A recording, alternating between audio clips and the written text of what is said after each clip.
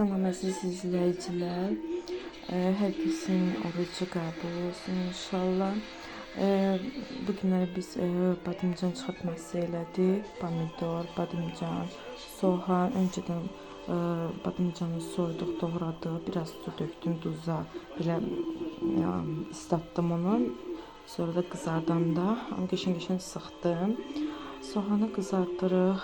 Sonra badımcan əlavə elədik. Biraz onu qızardırıq. Ondan sonra da ki yavaş-yavaş biberini biraz qızarandan sonra pomidoru da əlavə edirik.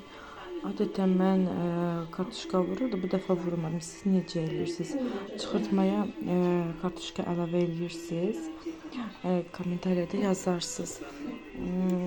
Bir də inşallah ki izləsəniz, bəyənsəniz, abunə olsanız çox sevinərəm.